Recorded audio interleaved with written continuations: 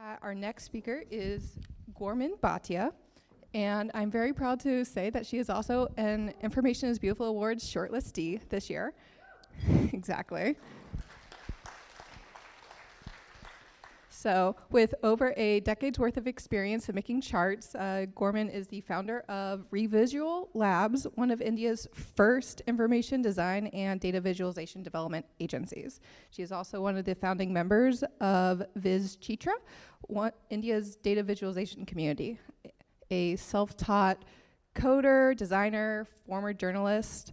She believes in the power of data to inform and shift opinions. So with that, I will hand the mic over to her, literally.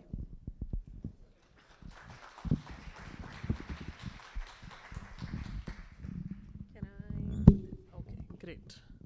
Today and everything else, just a few things about me. I'm Gurman. I was a journalist for about 8 years. I have 2 degrees in journalism, none in design, data, computer science, statistics, business, nothing. This is my first Outlier conference, so excited to be here. I worked with newsrooms such as the Palm Beach Post, Milwaukee Journal Sentinel here in the US, Hindustan Times in India, and my last gig was at Reuters. So really, the trajectory of my career went from journalism to data journalism to graphic journalism to consulting as a solo person to eventually starting Revisual Labs and start building a team. Fun fact about Revisual is that it was registered exactly 2 years ago tomorrow. So we happen to be here on a birthday, which is quite exciting. At the studio, we do all kinds of things. One of the initial briefs that I gave to one of our designers was to create a scene where you could see data viz and it's different, a nice job or just staying solo to the headache of giving salaries out every month. And principally, as data visualizers, our work is a combination of different things. You need to understand data. You need to understand what it means. You also need to think about, it looks good, it works well. You also need to figure in the code part of things if you're building something that's digital on the web. And while as a self-taught coder, designer, I was okay at a lot of these aspects. My core strength was storytelling, of course. You could be the unicorn who does it all, but it's very rare that it's going to be amazing. And I was vying for amazing. And it felt like that was where teams came in. You needed people, you needed collaborators. As the previous talk also spoke about, that when Lauren worked with an actual designer, she was like, oh my God, the possibilities are endless. And that was sort of the starting point. So with that, I'm going to introduce you to the Revisual team. At present, we are 5 full-time people, including me. And we wanted to build a team that's interdisciplinary. So one part of it is your deep-rooted expertise in a particular subject. But there's more to it, right? So for example, Divya, who's a designer, is also a great writer and an excellent researcher. Aman is trained in design, but is a developer, D3JS Viz, but also amazing at cartography.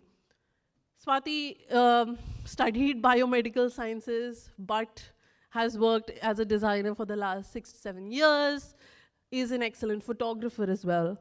And Schubert, who's, even though is the one person who did get an engineering degree on the team, is also an urban sketcher and paints. So it's not just the degrees or formal training that they bring to the table, but also the experiences, their interests, and everything when it comes together, collaboration happens. And then, of course, there's me, who trained as a journalist, teaches, but also does some code, some design. And oftentimes, we end up in situations where our skills alone don't do the trick. So we bring in external collaborators and build on it. And that's sort of what I want to talk about today, that we look at the end product, and multiple things had to be added up for something to work out. But when it comes together, it's not a direct and it's not an end-sum game. It looks very different from the different pieces that came together to form it. So, your football team is not just 11 players, it's a cohesive unit. There's strategy, there's teamwork, and there's frameworks and qualities that emerge when two people work together. And that's sort of also the crux of working as a team. So if I am the reason they called us here was because Revisual has 2 shortlisted entries on the Information is Beautiful Awards. This piece, for example, spoke about how can you bring in solar power into India's dairy cold chain and then reduce the carbon footprint associated with it. This is something that we did for WWF. And the second project that's shortlisted, it was a report that we designed for Godrej, which is an Indian company. And for Godrej Design Lab, conducted the research on how do we reduce the carbon footprint of the built environment in India. And both of those, one common theme, apart from those having some touch points in climate, they were highly, highly collaborative. And for the purposes of today's segment, I'm going to focus on one of these projects, which is the Building a Climate Conscious India, the report that spoke about built environment and the carbon footprint associated with it. So one of the things that we do at Revisual is on our social, we share some month in numbers. So I'm going to do some projected numbers for this project. So the tricky thing was 60 days. We had 60 days to lay out, design, execute, ideate 100 pages. To do this task, we curated a team of 10 people, all working in different capacities. And together we created about 45 charts, 8+ maps, and a single page interactive microsite. So I'm going to break down the different things that we did into 3 parts. One is, how do you delegate? Who owns what? How do you create direction, guidelines, constraints to make sure everybody moves, even if they are working on different pieces, it still comes together.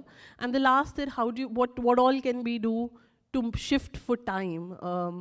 Because as we know, projects bleed, projects change, scope expands, like all those concerns. But the thing about this project was we had a very hard deadline because the report launch was going to be a planned event. So that deadline is not moving. So going into the first part of who did what and why. So one of the things about the project was there were different stakeholders involved. There was us who were designing the report, the client who commissioned the report, and then 2 research partners that worked with the client to actually conduct the research. So they had spent, it was one of those things where while the client and the research team had spent 5-6 months on conducting the research and writing it, they didn't come to us early. Lesson learned for them. They realized next time they should come to us early and better things can happen. But we were working with, so for example, the idea of who the audience is came from the client. But the idea of what this number means and what's the source of this and how are we saying this for certainty came from the research team. So we had to talk to different stakeholders to get inputs for different things. And so something needs structure, something needs processes, some things needs tools. So just as a principle at Revisual, we use Asana for task management. Slack is where a lot of the conversations happen. Or everything has to have multiple backups in a shared drive. And then, of course, Figma becomes a space and playground for us to ideate and collaborate. In terms of the team itself, we had a lead information designer in-house that got on the project. Because of the scale of the project, I had to step in as the project manager. We had another senior designer on staff at that time who became the art director for the project. But then we needed a publication designer full time, so we started hunting for that person as soon as the project got finalized. And then we wondered whether we will need supporting designers because of the scale of the project. We started looking for people, but we didn't bring them on board until a little further in the exercise. In terms of the Asana board itself, we had two views. Or two boards. One was the whole project timeline itself. But the more fun one was one board that we set up for each chart. So each chart became an Asana task. And the idea was that I should be able to see the evolution for that chart in one place. Because as you will soon see, we designed the chart process to be like an assembly line. And for 60 plus elements, it would be a nightmare if it was in a spreadsheet or Slack threads. Like, it just wouldn't work. So we did that. And it was not just about the process of building the chart, but also the basics that the layout designer may need, such as here are the dimensions of your chart, so you can start laying out that page and save a spot for it when it will come. Or this is what type of thing it will be. It will be a table, it will be an illustration, it will be a chart, it will be a graph. And then these are the charts that we need to prioritize. So really, reserve 2-3 days for this one, but this one should be a quick fix. So we did all of that. And then that enabled us to now, start building. And one of the things about running creative projects or doing creative projects is that yes, creativity will meander, but as someone who has a tight deadline, how do you bring everyone back to this is what the vision is, this is what we need to do? And there were some basics. It was going to be a digital-only report. This was because climate consciousness, the client didn't want to print paper. Despite that, they wanted it to be a PDF. We said that it should be a website, and they're like, excellent point, next year we'll do that. So, but this time, I have 2 months, I can't convince my bosses for a new trajectory, but next year, we'll do that. But we knew who the audience was. They were very clear that they wanted the data and the graphics to be the heart and soul of it, because they wanted to come across as that we have done data-driven research, and it should be the key piece that comes out. So step one, I started going through the report and the initial draft and started marking things that the client hadn't identified as potential charts. And so for example, this segment spoke about, compared Copenhagen and Tokyo on their different approaches to building cities. And it ended up being an editorial illustration to complement that subject. This segment spoke about the different things Barcelona does in terms of layout for their super blocks, and eventually it ended up being a diagram instead of just a photograph.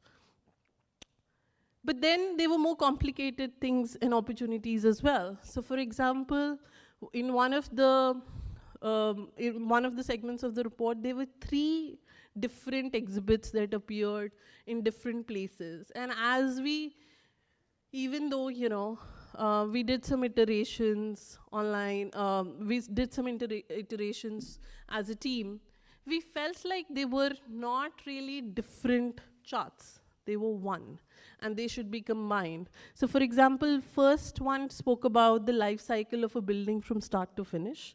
The second one talked about the share of carbon emissions that were created as a result of that building being built.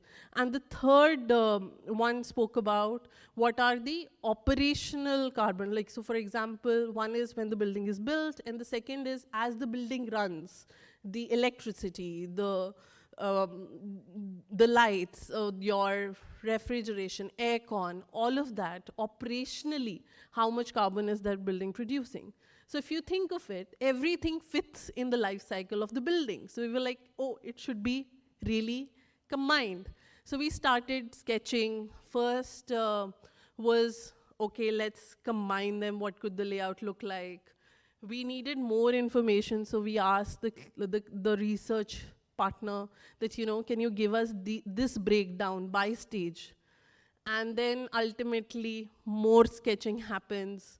And then as we are ideating, we started going back and forth. Illustrator files were exchanged on the Asana chain.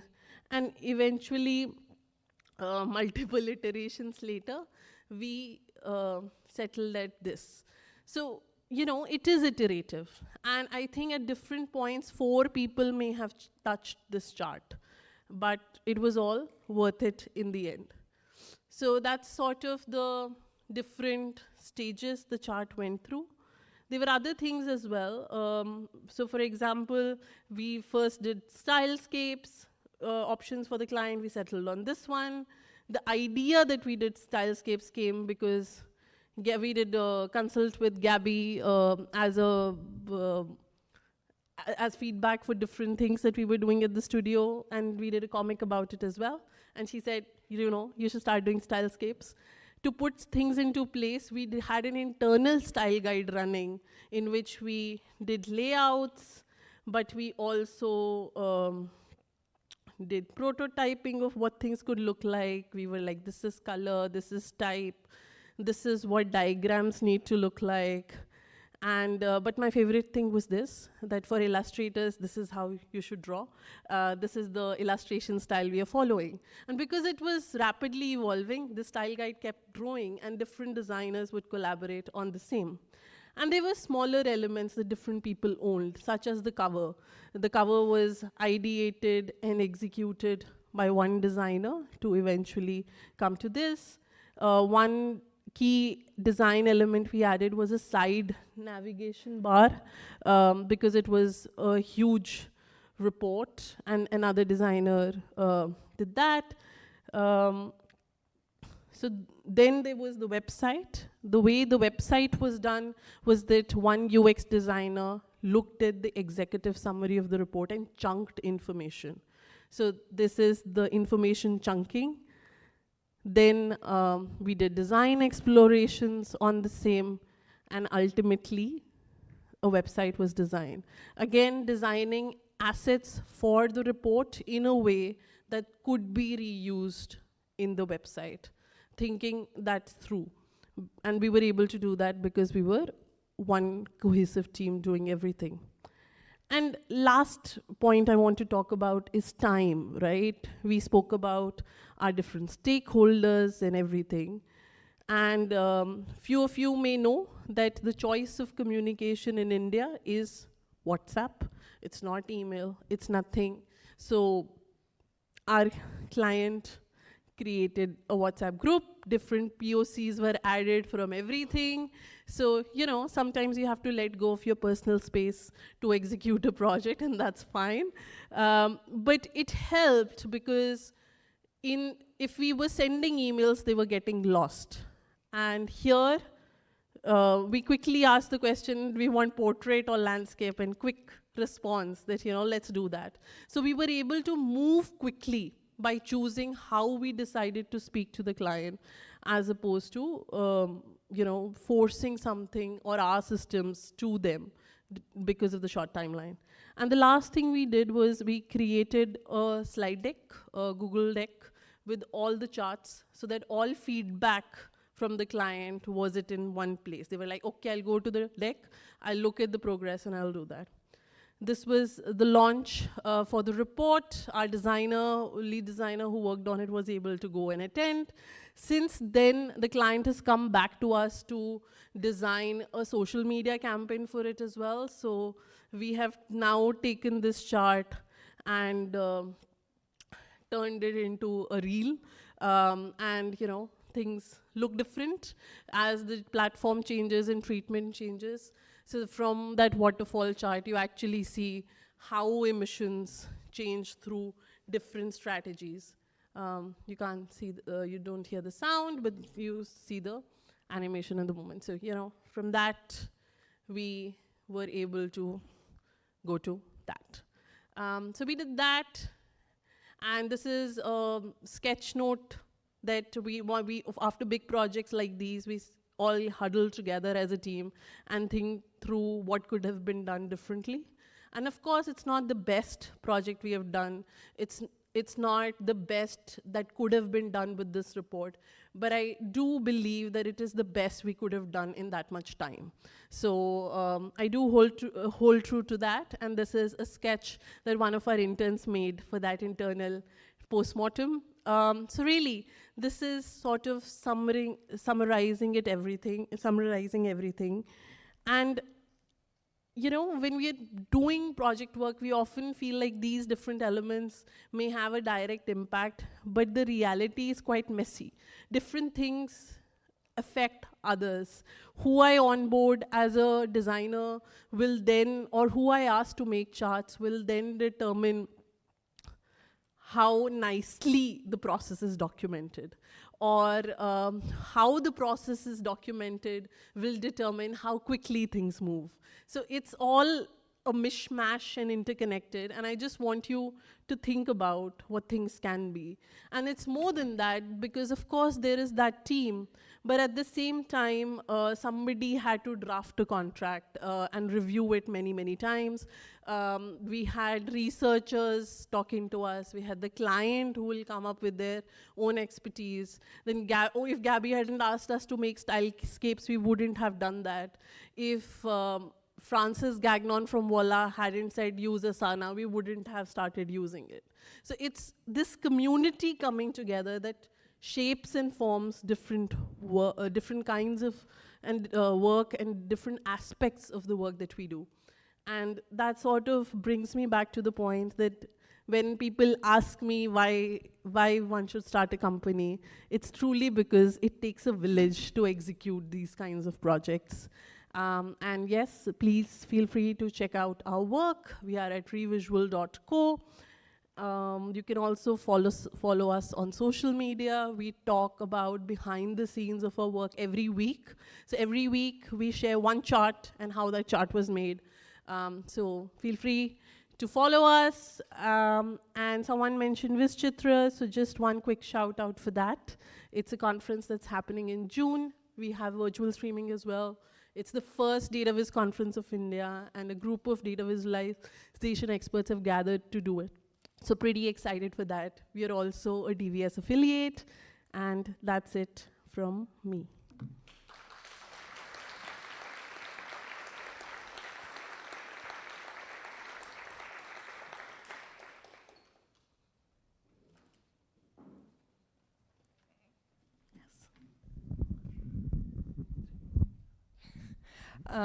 So I'm going to get us started with an online question. What were some of the greatest challenges working with a small team on a tight timeline?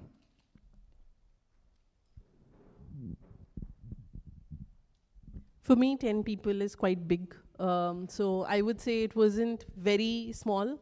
But as I said, whenever a project comes in, the first thing is for us to recognize the missing pieces and start looking how we would fill that void immediately. We have a talent roster, we go to that.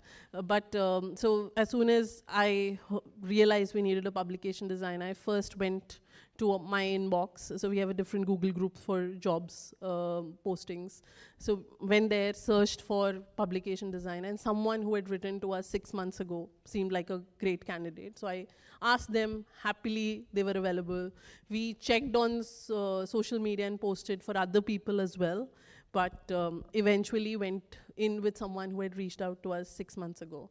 And at one point we were looking for another information designer who could help ideate some charts, and somehow some person decided to email me that very week. They were the perfect fit, so great timing also helped us bridge that gap.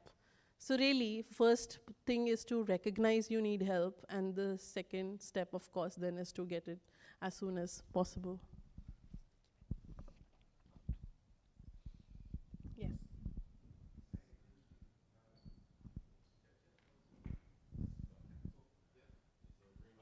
Press the button.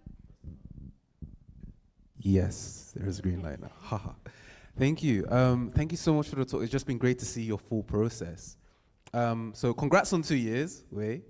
So question, since it's been 2 years, did you go straight to building the team as soon as you said, I want to start this company? Or were you a solo act first and then all of that? And then the second question for the report specifically, did the client come with like the full text, or did you have to like research and also do a bit of editing and create images too? No, full text. Okay. Yeah, research cannot happen that fast. In terms of, we had the full copy given to us by the client, in some cases there were also charts from their end, but then we reimagined everything that was supposed to be visual, and sometimes even culled out opportunities from within the text that were missed by the client. So that's on the report piece. On my journey piece, so I skipped through that because of the time, but I can talk about it now. So as I said, I used to be a journalist. My last gig as a journalist was with Reuters in Singapore when Marco and I were colleagues.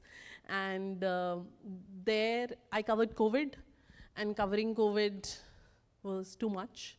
So after that, I decided to see what the world of data viz outside journalism could look like, and moved back to India. Freelanced for about 2.5 years as an independent consultant. I did projects with WHO, UN, some Indian think tanks such as CEW and others. And because I was like, what's the worst that can happen? I don't have student loans. I have paid them off. I have some savings in the bank. I'll give it a shot and see if freelancing can work for me. If it does, great. If it doesn't, I'll look for a job. So it worked out fine. I was able to get projects. And for me, I'm really passionate about doing this sort of work in India, because it's not something that happens in abundance at present. It's very scarce. It's very nascent. So I was able to do that. And eventually, when the projects that I was doing as an independent solo person became too much for me to handle on my own, started building a team and registered it as a company. So yeah, 2 years, we have had people throughout those 2 years. I was an independent person before that. Yeah, you had a question. Follow-up we'll do later? Okay. Thank you very much for your talk. Yeah. How detailed did you get with the style guide? And how did you leave room for maybe creativity and design for some of the designers? So I think the illustration style had to be fixed. You know, it had to feel like one product. So that was there. In terms of the font sizing, needs to be, all annotations on a chart need to be the same. The arrow style has to be this arrow with this much thickness only. So they were, I think, those sort of things that are consistent. In terms of the messaging itself, how you choose to organize information, that is pretty much the information designer's prerogative. So I think those aspects, anything that was more storytelling centric was open-ended, but anything that was color palette, text, copy, illustration, stroke, all of that was quite segmented. But that didn't mean it didn't evolve. For example, there was, in the initial color palette, there was no warm tone because the brand guidelines of the event didn't have a warm tone. So we didn't keep that. But then as we were making few charts, we realized that in one chart we needed to show heat, and all colors we had were cool.